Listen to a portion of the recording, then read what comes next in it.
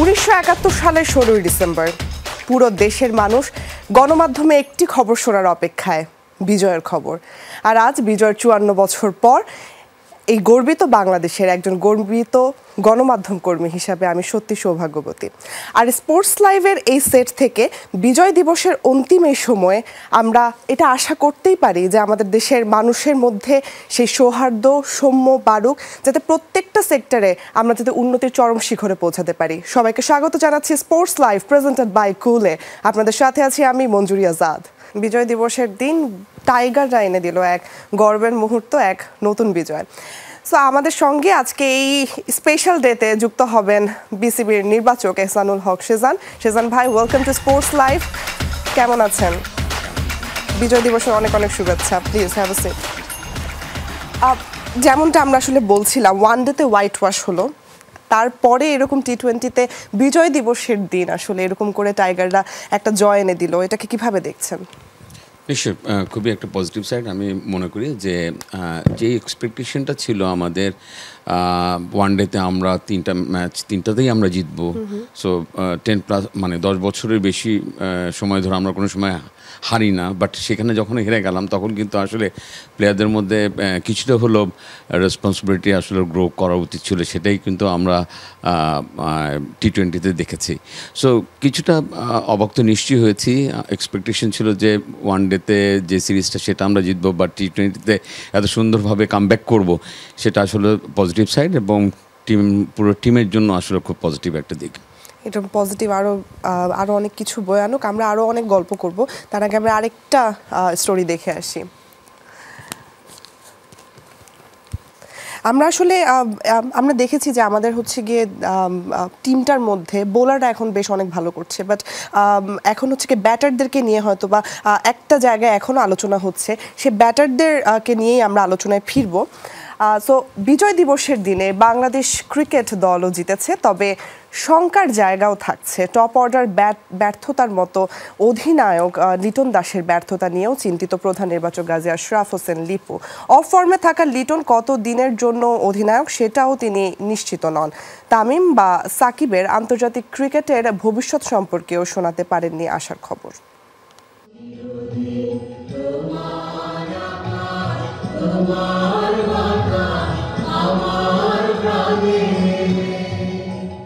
বিজয়ের দিনে বাংলাদেশের আরও একটা বিজয়। সুদূর ক্যারিবিয়ানে জিতেছে বাংলাদেশ টি-20 দল।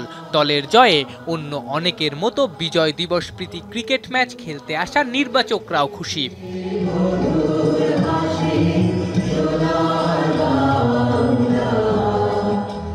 জিতলেও পুরোপুরি শঙ্কামুক্ত হতে পারছেন না প্রধান নির্বাচক গাজী আশরাফ হোসেন লিপু। টপ অর্ডারের ব্যর্থতার মতো অধিনায়ক লিটন দাসের ব্যর্থতা নিয়েও চিন্তিত প্রধান নির্বাচক। বিশেষ করে লিটনের আউটের ধরন প্রতিনিয়ত তাদের কপালে চিন্তার ভাঁজ ফেলছে।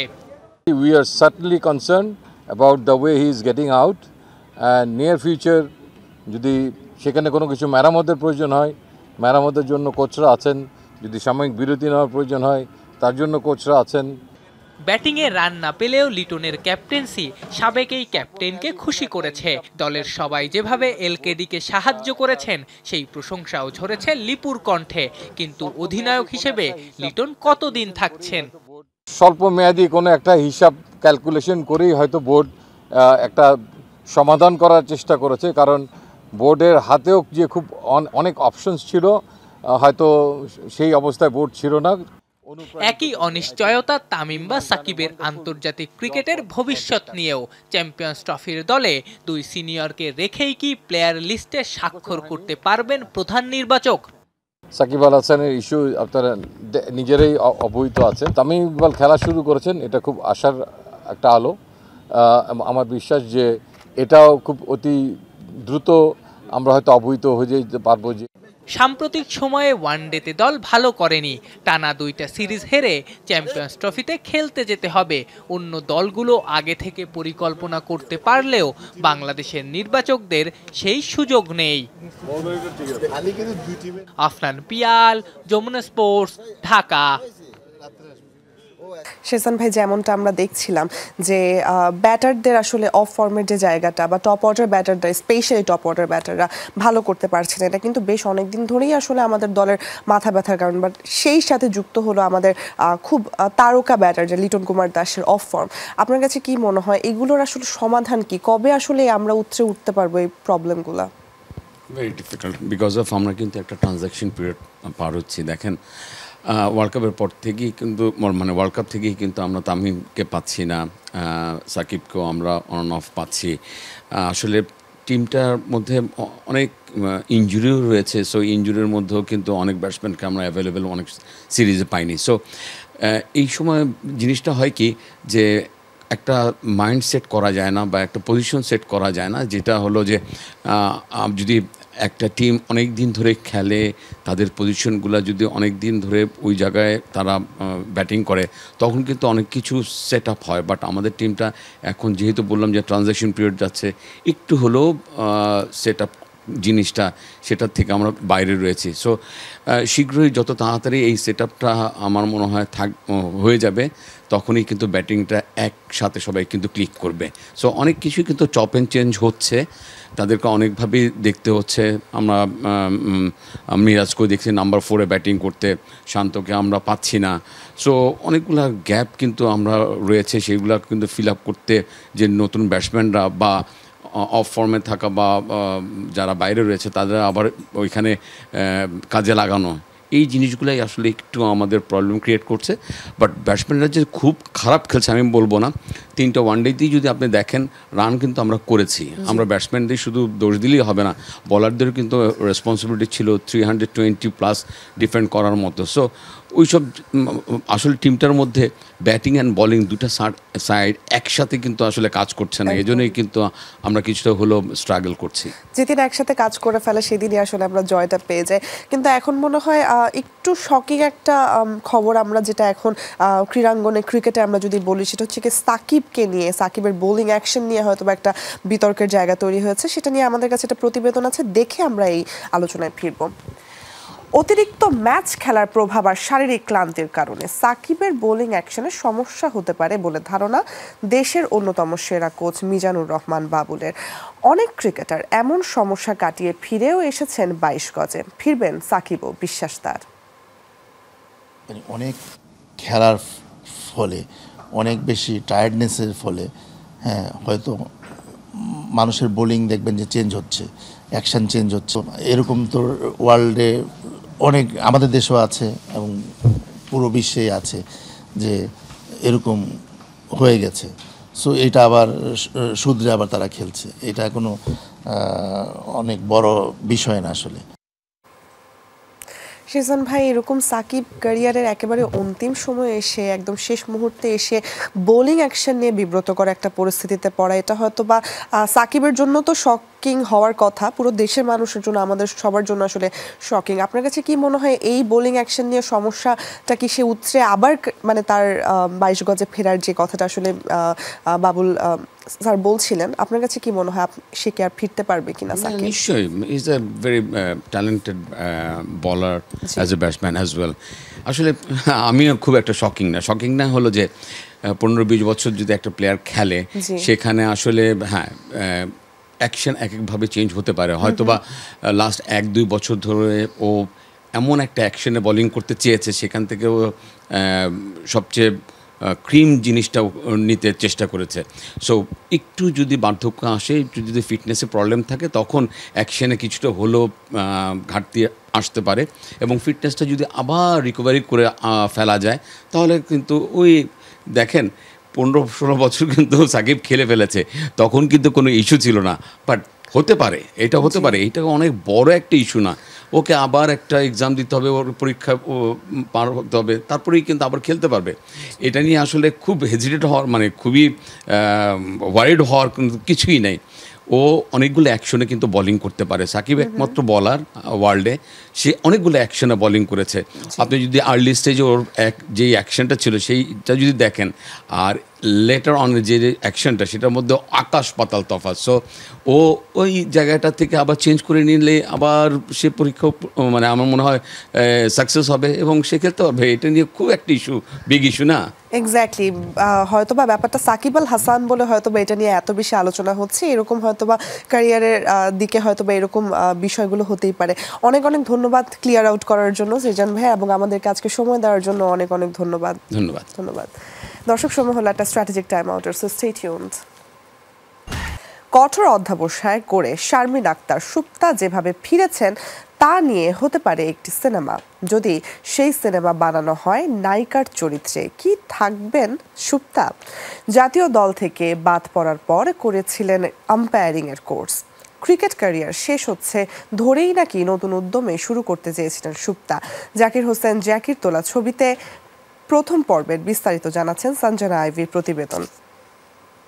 দল থেকে বাদ পড়ার পর আবারও দারুণ এক প্রত্যাবর্তনে ফিরে এসেছেন তিনি। ম্যাচ সেরা হওয়ার পাশাপাশি আইসিসির প্লেয়ার অফ দ্য মান্থের মনোনয়নও পেয়েছেন তিনি। কেমন ছিল মাঝের এই সময়টা জানবো বাংলাদেশ নারী দলের ক্রিকেটার শারমিন সুপ্তার কাছ থেকে। 2021 সালে আমরা কোয়ালিফাই করি ওয়ার্ল্ড কাপ। 2022 সালেও আমার ভালো যায়, 2022-এও ওয়ার্ল্ড কাপটা খেলি, আলহামদুলিল্লাহ ভালো যায়। দেন মাঝখানে 14-15 মাস 16 মাসের মতো টিমের বাহিরে, এবং এই সময়টা আমার কাছে মনে হয় যে না, আমি আগে যেভাবে প্র্যাকটিস করতাম ওইভাবে প্র্যাকটিস করলে আমার টিমের জন্য এবং আমার জন্য খুব বেশি ভালো কিছু হবে না। দেন কামব্যাক করার তো সবারই একটা ইচ্ছা থাকে, এবং আমার কাছে মনে হয়েছে আমার নিজেকে একটু বেটার পরিবর্তন করে আমার কামব্যাক করতে হবে, কারণ আমি যতটুকু সময় খেলতে চাই আমি আসলে বেটার ক্রিকেট খেলতে চাই। যদি আমরা চিন্তা করি অ্যাভারেজ ক্রিকেট খেলবো, অ্যাভারেজ প্লেয়ার হয়ে আসলে লাভ নেই। তো আমার মধ্যে ওই জিনিসটা ছিল এবং ওই প্রসেস অনুযায়ী কাজ করেছি। জাতীয় দলে ফেরার আগে আম্পায়ারিং এর কোর্স সম্পূর্ণ করেছিলেন এই ব্যাটার। 98 জনের মধ্যে হয়েছিলেন দ্বিতীয়। ধরেই নেওয়া হচ্ছিল শেষ হয়ে যাচ্ছে তার ক্রিকেট ক্যারিয়ার। না না না, এইটা একদমই ভুল ধারণা। সবকিছু মিলে আসলে করা জানার জন্য আমি আম্পায়ারিং কোর্সটা করে সব থেকে যেটা উপকার হয়েছে, অ্যাজ এ প্লেয়ারও আমরা অনেক সময় মাঠে অনেক ল জানি না।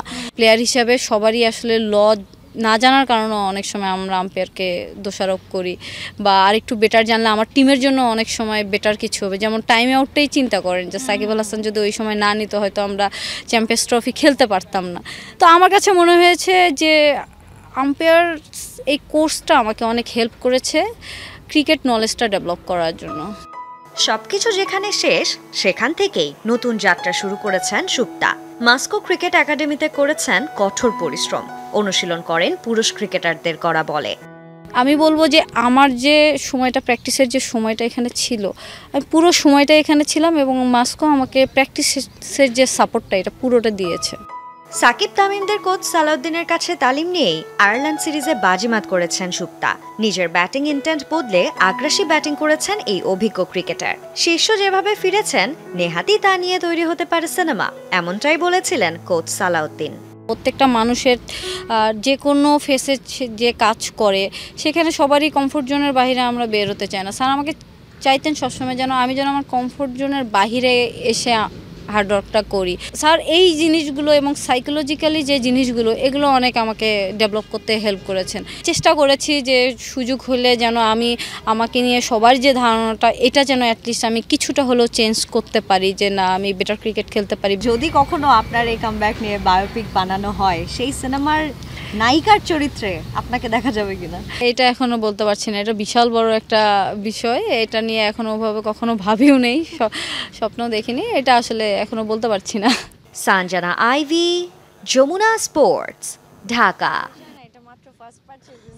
বিসিবির উদ্যোগে এবারও মিরপুর শেরে বাংলা স্টেডিয়ামে আয়োজিত হয়েছে বিজয় দিবস প্রীতি ক্রিকেট ম্যাচ। সাবেক ক্রিকেটারদের এই লড়াইয়ে শহীদ মুশতাক একাদশে 9 উইকেটে হারিয়েছে শহীদ জুয়েল একাদশ। দুই দলের খেলোয়াড়রা সারিবদ্ধভাবে দাঁড়িয়ে 1 মিনিট নীরবতা পালনের মাধ্যমে শহীদের সম্মান জানিয়ে ম্যাচের আনুষ্ঠানিকতা শুরু করেন।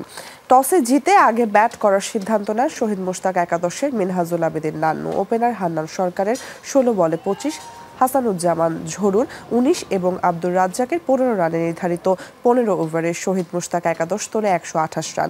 13 রানে 2 উইকেট নেন মোহাম্মদ রফিক।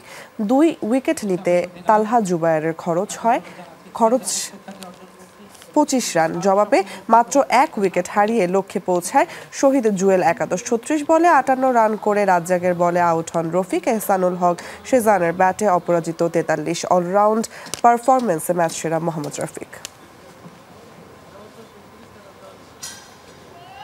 দর্শক, এই ছিল আজকের স্পোর্টস লাইভে। এতক্ষণ সাথে থাকার জন্য সবাইকে ধন্যবাদ। আল্লাহ হাফেজ।